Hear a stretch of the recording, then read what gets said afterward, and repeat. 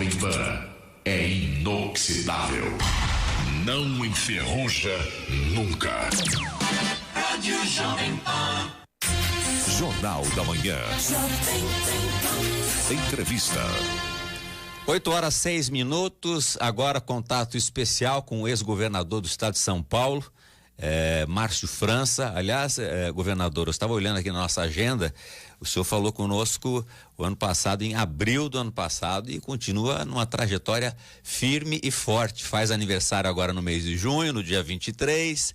Foi governador de São Paulo e realmente sempre muito acessível, né? O senhor, aliás, pontua bem em todas as pesquisas, seja para governador do estado, para o Senado Federal, foi o grande articulador da vinda de Geraldo Alckmin para o PSB e o alinhamento com a chapa Lula-Alckmin. Enfim, o senhor é um grande articulador, tem boas condições de pesquisa. Como é que o senhor se sente nesse momento, em função, inclusive, dessa relação com o PT, Haddad, o senhor vai até o fim? Como é que estão esse diálogo, sendo que o senhor é um grande negociador? Bom dia, um prazer.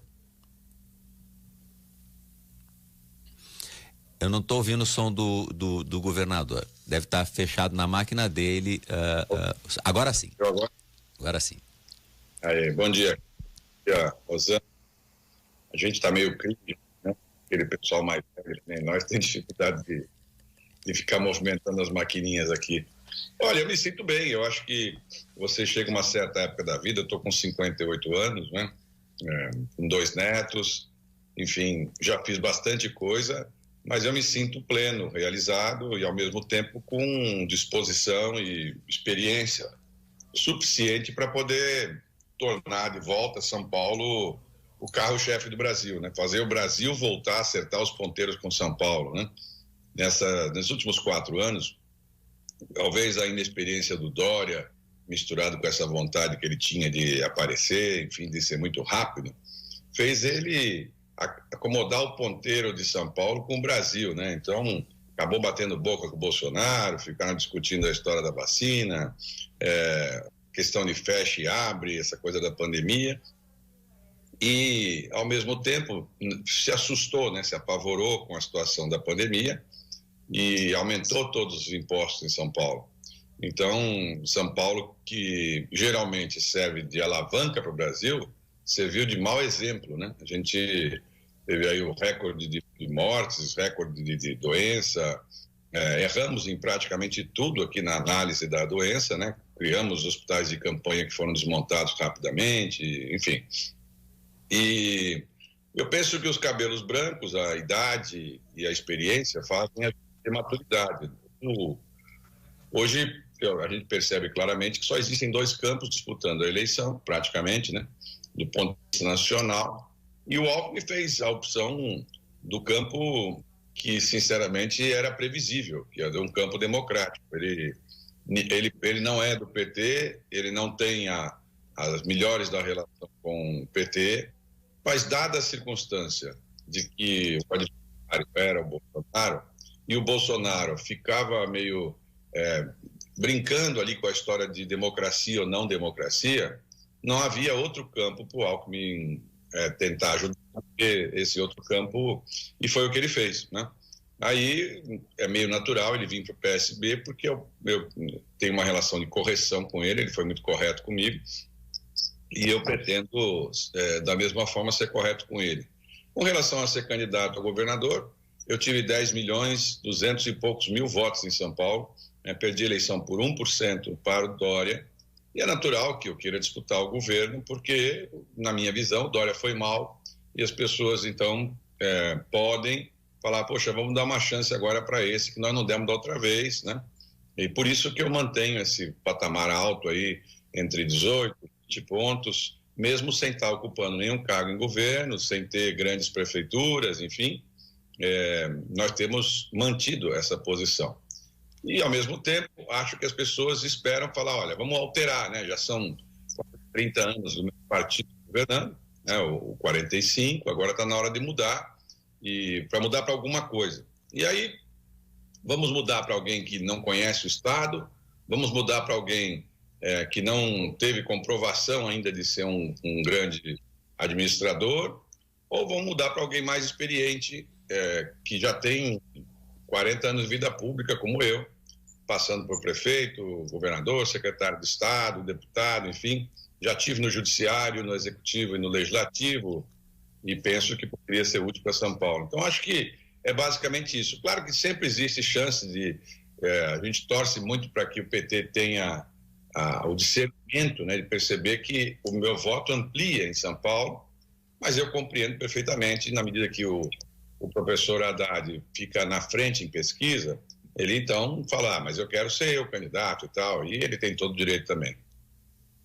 Agora, isso não tira, obviamente, vocês estão trabalhando muito bem isso, e eu percebo que, inclusive, o Geraldo Alckmin começou a fazer visitas no estado de São Paulo junto à sua candidatura, sem problemas aí em relação ao PT, a Lula e Haddad. Aí cada um faz o do seu partido, né? Se o Lula vier para cá, faz o do Haddad, se o Geraldo vier, faz a minha, e vamos juntos, né? Depois, eventualmente... claro que todo mundo torcendo para que fosse um ou outro para o segundo turno. Agora, se formos os dois para o segundo turno, que era uma hipótese que antigamente não era muito pensada, mas que está se mostrando resiliente aí, né? Resistente às pressões, porque os outros dois adversários, eles acabam disputando o mesmo perfil de voto, né? Então, se formos os dois para o segundo turno, aí vamos ter um debate melhor, vamos ter um debate... ambos com uma candidatura a presidente, mas, na minha visão, eu tenho mais chance de entrar no eleitor mais conservador por conta do perfil, do histórico. O eleitor, seria o eleitor mais ao centro. O senhor acredita que esse eleitor mais ao centro poderia estar com o senhor, porque não é uma extremidade como o PT teria, ou o PSOL, né? Eu penso que sim. Quem me conhece sabe a relação que eu tenho ao núcleo duro do meu eleitor, que é servidor público, né, de carreira, os aposentados, pensionistas, que uma esmagadora maioria vota em mim, por conta da questão de eu ter um histórico no serviço público. Em São Paulo isso é relevante, nós estamos falando de 550 mil na ativa, mais uns 200 mil aposentados, mais os da administração indireta, OS e terceirizadas e tal. Passamos de 1 milhão de pessoas em São Paulo. Esse público tem uma simpatia. Um pouco do que está para baixo, né, do Rio Tietê. O Rio Tietê faz um corte no estado de São Paulo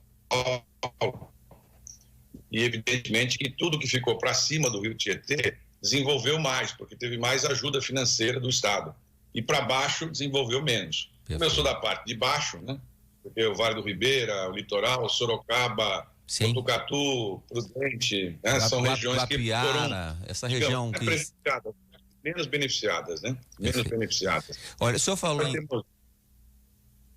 nós temos uma ligação aí histórica, o fato de que nós não conseguimos descer de ponta a ponta do litoral da BR-116, ali no Vale do Ribeira, para subir aí até Sorocaba. É verdade. A gente não consegue subir até São Paulo, né?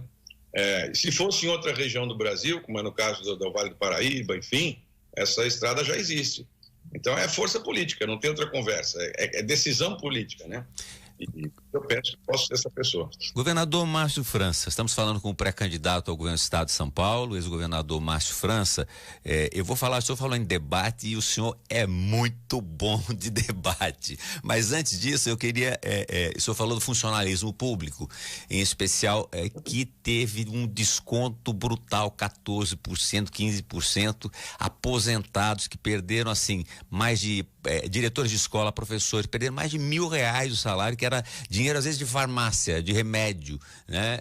E esse servidor muito provavelmente não vote de jeito algum no atual governo, em função desse desastre, carros usados também com aumento de impostos, redução de aumento de impostos para materiais de construção, que é o setor que primeiro funciona uma economia estagnada e mais qualifica a mão de obra.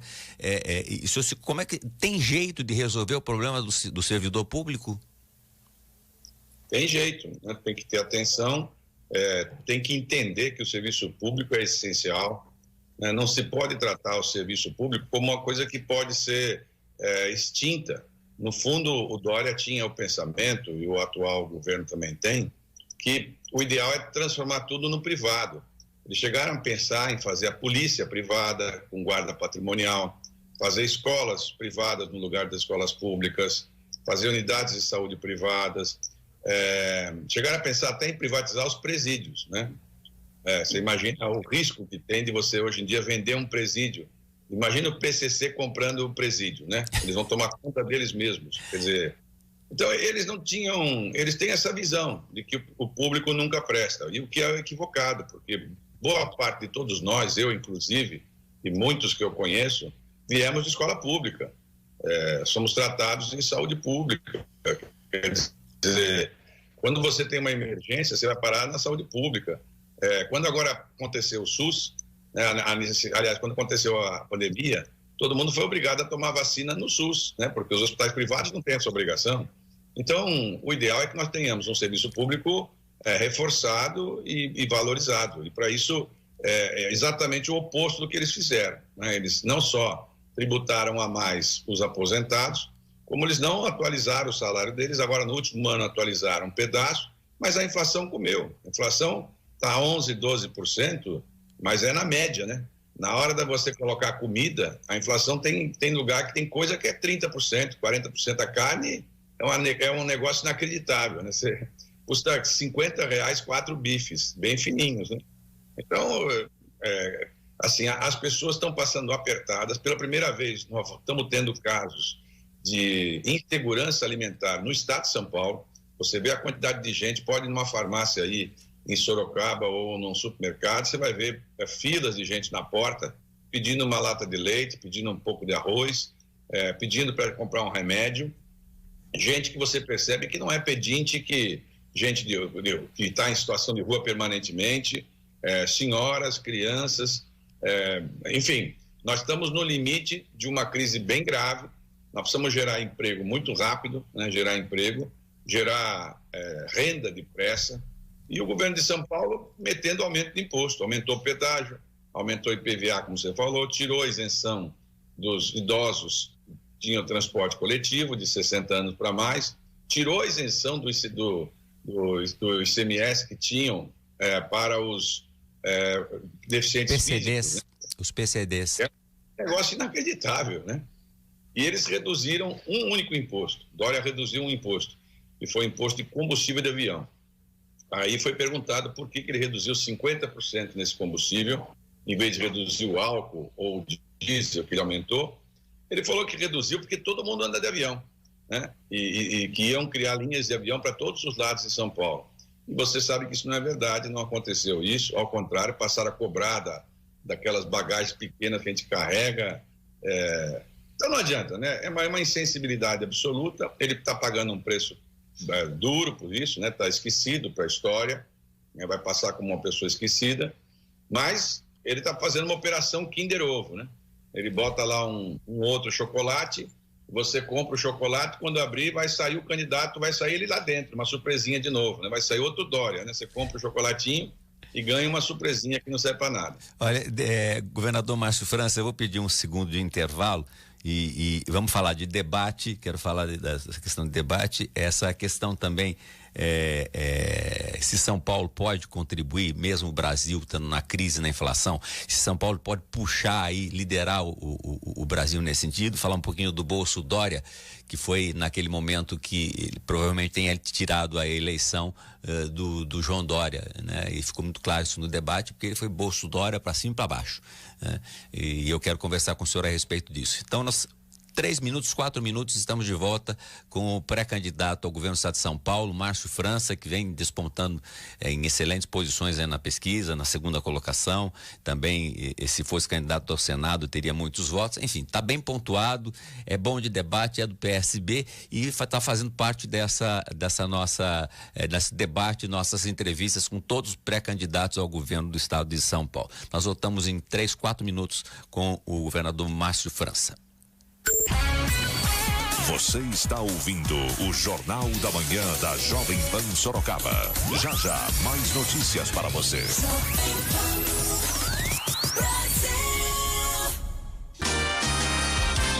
Informação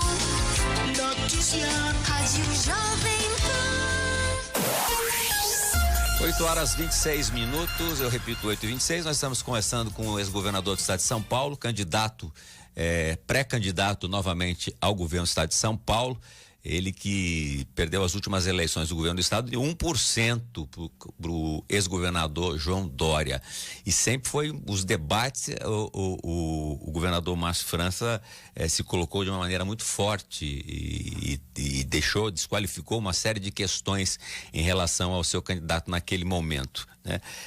Eu pergunto ao senhor, o senhor vai todos os debates, primeiro turno, segundo turno, o senhor está preparado para todos, não vai arrepiar de nenhum? Rapaz, debate é o que eu gosto, né? Aliás, se eu não tivesse candidato a governador, os debates iam ser muito chatos, né? Porque as pessoas já ficam esperando quando eu estou em debate lá, já sabem que não vai ter molezinha, né? Tudo às veras, né? Não tem as brincas, não. E os outros 3 candidatos mais competitivos nessa eleição são 3 nomes parecidos, são mais burocráticos, assim, né? São 3 nomes mais da burocracia, menos populares, eu diria. Então, eles vão ter que se preparar para ir para o enfrentamento de um debate que costuma ser, inclusive, Kiko, eu vi esses dias numa entrevista, uma pesquisa bem feita no Brasil, os debates passaram a ser a forma onde as pessoas mais se decidem eleitoralmente, independente da questão das propagandas de televisão, na internet, porque o debate tem um pouco da espontaneidade, né? Você consegue perceber a mentira, a sinceridade, a autenticidade, o conhecimento, né? É mais ou menos o corpo fala, né? O corpo fala, né? A pessoa fala e você percebe um pouco, porque quando você está montado numa equipe de televisão, às vezes você pega alguém que faz um discurso super bem feito, porque ele está lendo, ou porque ele é um bom ator, né? Nem sempre isso consegue se revelar num debate, por isso que esse formato de reality ou de debate ao vivo acaba revelando muitas coisas. Nem sempre é suficiente, como não aconteceu no meu caso, mas dessa vez eles não vão se agarrar no Bolsodória, porque não tem mais o Dória, né? Já está surgindo aí o Bolsodória 2, né? Que é o candidato do Bolsonaro, que já está começando a trair o Bolsonaro também, já falando que não é muito Bolsonaro, enfim. Mas a cada eleição vai se renovando, né? Eu digo, tem um candidato que é apoiado pelo presidente Lula, tem um que é apoiado pelo presidente Bolsonaro, tem um que é apoiado pelo candidato a presidente Dória, e tem eu, que eu acho que sou apoiado pelo povo, porque só o povo para me manter nesse patamar que eu mantenho aí, sem ter ninguém apoiando. Governador Márcio França, São Paulo pode, né? A gente sabe que a fome prejudica no aspecto mais federal, talvez, e também no estadual. E nós estamos vivendo, falava com o padre Flávio, que é o provedor aqui da Santa Casa, também ontem tivemos aqui com o padre Tadeu para falar de Pentecostes, figuras eclesiásticas das quais a gente tem carinho e muito contato, e ambos falavam sem que tivessem falado entre eles o aspecto da fome, né? O padre Flávio está com mais de 25 anos de ordenação, ele falou, eu nunca vi a questão da fome bater as portas da igreja. Padre Tadeu também, em relação à ação católica atrás da catedral, e uma movimentação de pessoas passando fome, até que eles são os trabalhadores que são os catadores reciclável de rua, né, que vão limpando a cidade, com isso até esses estão indo se alimentar. Então, a fome ela prejudica quem está no governo? Se a pessoa for sensível, prejudica, porque ninguém pode se sentir feliz, satisfeito, você estando agasalhado e vendo uma pessoa com frio, a pessoa comendo e vendo outro sem comer. A gente não vai conseguir ter uma sociedade, todo mundo vivendo em condomínios fechados, num carro blindado, supondo que nunca vai encontrar com ninguém. Um dia o seu neto vai sair e vai encontrar com alguém lá fora que não teve essa mesma oportunidade. Nós estamos 2 anos aí de pandemia, por exemplo, e as crianças da rede pública do estado de São Paulo mentiram para todo mundo dizendo que teve aula remota. A esmagadora maioria não teve aula remota nenhuma, né? As pessoas não tiveram aula remota, elas não têm computador, elas não têm Wi-Fi, elas não têm laptop, como é que elas vão ter aula remota? Num celularzinho, às vezes da mãe, pequeno, para ter aula para 4 crianças, 3 crianças. E qual é o plano para a gente compensar isso rapidamente? Qual é o plano para a gente compensar as pessoas que atrasaram os seus tratamentos de saúde, né, Kiko? Que todo mundo adiou um pouco a saúde. Então, qual é o plano? Nós estamos abrindo exames aí aos finais de semana, estamos abrindo hospitais, ao contrário, estamos fechando hospitais, né? Fechando hospitais aí na região de vocês, sobrecarregando Sorocaba na rede hospitalar, não implantando a plenitude da rede hospitalar aí. O prefeito e as autoridades não conseguem trazer, fica agora com esse monte de anúncio de asfalto, que no fundo todo mundo sabe como é que funciona esse asfalto eleitoral, né? É um asfalto Papai Noel, que você só vai ver depois de Natal se eles ganharem. Se eles perderem, não tem mais asfalto também. Quer dizer, no fundo, é um golpe eleitoral de péssima qualidade, né? Há um tempo atrás, na eleição passada, eles tiveram aí ao lado, onde foi mesmo, onde tinha aquela prefeita que é perto, Itapetininga. A prefeita Simone Marqueto. Prometeram para Simone que iam estadualizar o hospital lá, o Dória. Eu falei que ele não ia. Ele, 4 anos depois, teve a petulância de voltar e agora, para prometer de novo estadualizar. 4 anos depois, tiveram 4 anos para estadualizar. A prefeitura não tem nenhuma condição de manter aquele hospital, fecharam hospitais ao lado aí de vocês, e aquele está sobrecarregado, a prefeitura não consegue segurar, né? Não se deu início ao projeto de fazer a extensão de Sorocaba, que é possível fazer, a gente levar de Itapevi a Sorocaba a ferrovia, que é uma obra. Nossa, essa é uma promessa antiga, né, governador? Isso que ele pergunta, na área de infraestrutura, a gente carece dessa história de ferrovia fortemente. Pois é, vocês ligariam Sorocaba ao centro de São Paulo, né? Porque se esticar esse trecho de Amador Bueno até a Sorocaba, você faz a primeira linha importante da ferrovia sonhada entre Sorocaba e São Paulo, de volta para passageiro, né, que na verdade é uma extensão dos trens de São Paulo, e depois você pode levar até Campinas. Fazer um triângulo. É um triângulo, né? Isso, que é um sonho antigo, esticar a duplicação até Itapiraí e depois descer de Itapiraí até Juquiá. Né, na SP-79, fazendo a ligação de toda essa região para que vocês não tenham mais, quando você pega todo o escoamento aí da região de Sorocaba, dos produtos que hoje já tem bastante produção agrícola aí, sim, ao invés de descer pelo Rodoanel em direção a São Paulo, pode descer em direção a Itapiraí, desce para a BR-116 e chega no Porto de Santos por outro lado. E ainda de brinde, vocês vão ganhar uma praia rápida aí, né? Porque aí poderiam chegar lá no Bar do Ribeira com 40, 50 minutos. Ilha Comprida, Peruíbe. Ilha Comprida, tudo isso ficaria mais próximo e interligaria o estado de São Paulo nesse trecho, que é a área que mais tem propriedades preservadas, né? Nós somos as cidades as maiores e as cidades que foram mais preservadas ambientalmente e pagaram um preço por isso, porque outras regiões se desenvolveram e a nossa não teve tanta possibilidade. No caso de Sorocaba em especial, a gente começar o Rodoanel por fora de Sorocaba, né?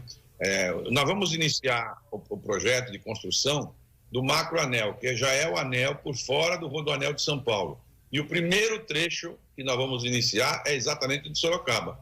Nós vamos começar o macroanel pela região de Sorocaba, porque é a região, junto com o Vale do Ribeira, que mais ficou prejudicada em relação à infraestrutura viária, né?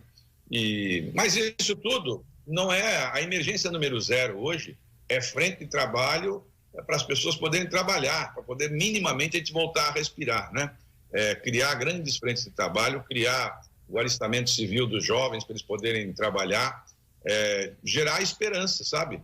Nós estamos com tantas pessoas desempregadas e sem esperança que aumentou gravemente o nosso problema psicológico, problema mental, doença mental. As farmácias estão vendendo 30% a mais de quando conseguem vender, né?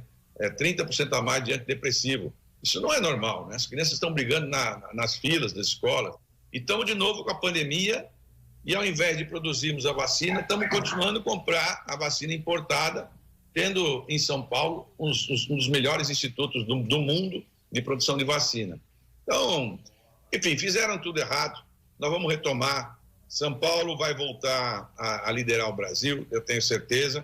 E aí é uma questão dessa reta final. Nós vamos chegar aos 4, muito próximos ali na linha da chegada. E aí vai ser pequeno detalhe, como aconteceu na última eleição, e aliás quero pedir para Sorocaba, porque me sinto um pouco da região, em função da minha origem aí no Vale do Ribeira, que a gente não erre de novo. Na outra vez, eu passei o SCAF nos últimos dias, você se lembra? Sim. Era eu, Dória e o Luiz Marinho do PT, e eu passei o SCAF nos últimos dias para ir para o segundo turno. Me deem a chance de ir para o segundo turno e ninguém ganha da gente. Se eu for para o segundo turno, eles já sabem que é viola no saco, né? Eles sabem que tem dificuldade para me enfrentar em debate. É por isso que o Haddad quer que eu saia, o Tarcísio quer que eu saia, o Rodrigo quer que eu saia, todo mundo quer que eu saia, porque eles querem pegar essa moleza dos 3 juntos lá. Muito bem. Governador, foi um prazer falar consigo.